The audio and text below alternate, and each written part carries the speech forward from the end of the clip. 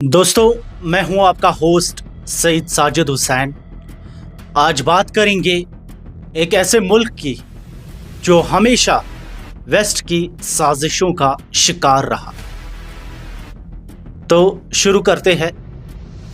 ये दास्तान है एक कौम की जो झुकी नहीं, जो बिकी नहीं। ये कहानी है ईरान की जिसने दुनिया को दिखाया कि हक के लिए अगर खड़ा हुआ जाए तो ताकतवर सुपर पावर्स भी झुक जाते हैं। दुनिया के नक्शे पर एक मुल्क जो हमेशा हेडलाइन बना रहा, ईरान। तहजीब, सियासत, मजहब और इनकलाब का मरकज़। आज हम आपको लेके चलेंगे एक सफ़र पर जहां देखेंगे ईरान की तारीख, 1979 का शानदार इनकलाब और आज के ईरान का हाल। सबसे पहले हम देखेंगे ईरान का तारीखी पस मंज़र। ईरान की तारीख हज़ारों साल पुरानी है। इस मुल्क ने पर्शियन एम्पायर के दौर से लेकर मॉडर्न दुनिया तक कई दौर देखे। 20वीं सेंचुरी में ईरान पर शाह मोहम्मद रेज़ा पहलवी की हुकूमत थी। वेस्टर्न पावर्स, खासकर अमेरिका और बरतानिया, ईरान की सियासत और तेल में गहरी दाखिलत करते थे। 1979 के इनकलाब से पहले ईरान एक ऐसा मुल्क था जो गैर मुल्की इन्फ्लुएंस और शाह की तानाशाही का शिकार था। Shah Mohammad Reza Pahlavi America और वेस्ट की पॉलिसीज का पपेट था।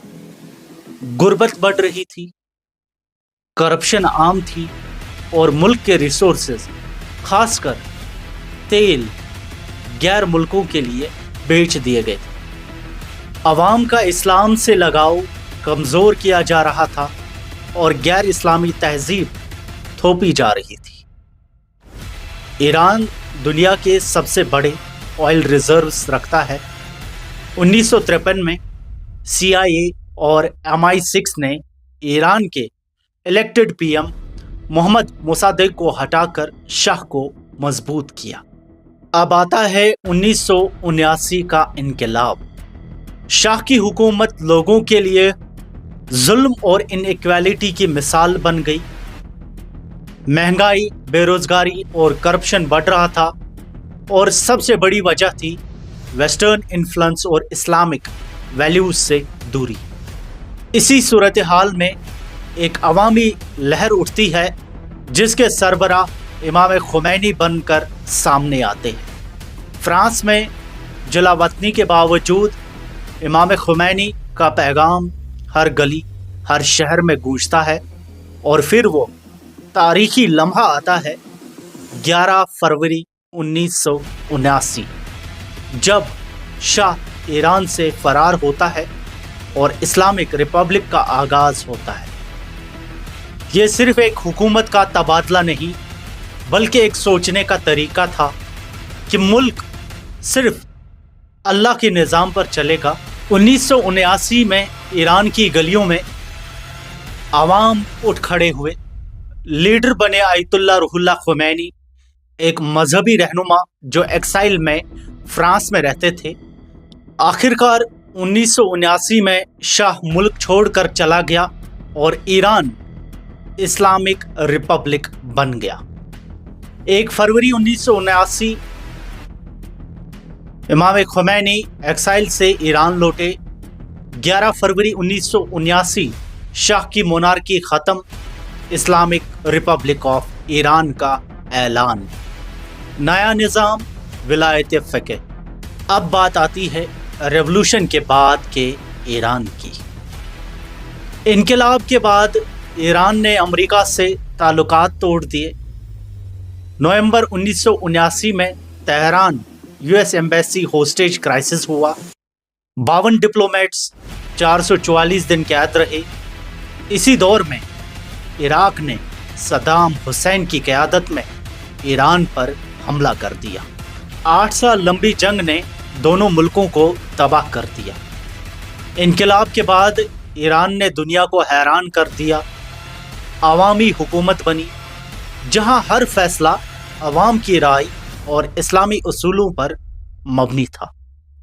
ایجوکیشن اور سائنس میں ایران نے تیز ترقی کی.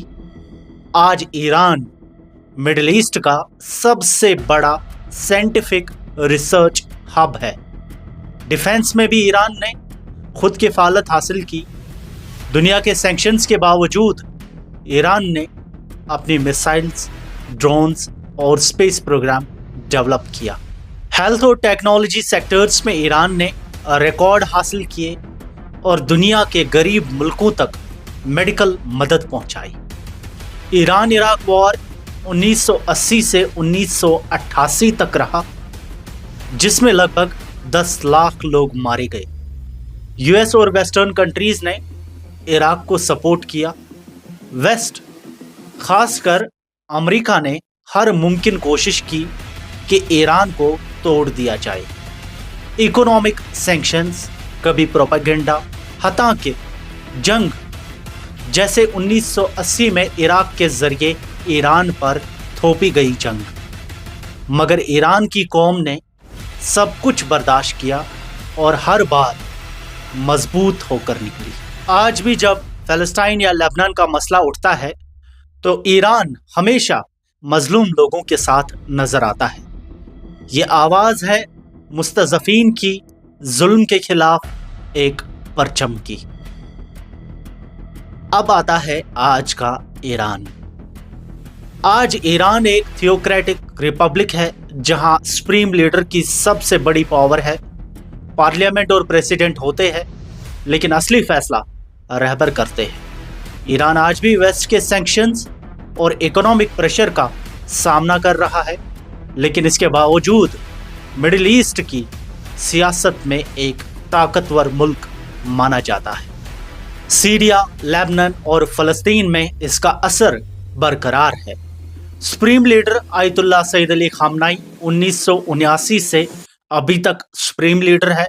پاپولیشن 88 ملین سے زیادہ ہے. نیوکلیئر پروگرام پر ویسٹ کے ساتھ ٹینشن. آج کا ایران ایک قوم کی مثال ہے جو آزادی اور خود مختاری کی راہ پر چلتا ہے.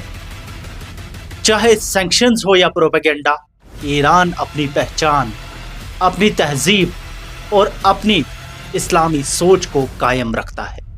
ایران صرف ایک ملک نہیں، ایک سوچ ہے کہ جب قوم خود پہ یقین کر لے تو دنیا کی طاقتیں بھی اسے جھکا نہیں سکتی. لیکن ہر انقلاب کے بعد نئے سوال اٹھتے ہیں، جیسے حجاب لا کے خلاف احتجاجات. مسا امینی کی موت نے 2022 میں نئی تحریک کو جنم دیا. Women life freedom movement 2022. Internet shutdowns اور کریک ڈاؤنز کامن ہے.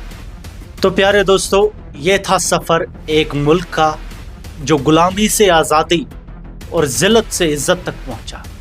ایران کی کہانی ہمیشہ دنیا کے مظلومین کے لیے امید کا پیغام رہے گی اور انقلاب کا یہ پیغام سدا گونجتا رہے گا. ایران کی کہانی صرف انقلاب کی کہانی نہیں، یہ ملک ایک آئیڈیالوجیز کا بیٹل فیلڈ ہے. اسلام اور ماڈرنٹی کے درمیان، ویسٹ اور ایسٹ کے درمیان. سوال یہ ہے، ایران کا مستقبل کس طرف جائے گا؟ اپنی قیمتی رائے کمنٹس میں ضرور رکھیں. فی الحال کے لیے اتنا ہی. شکریہ.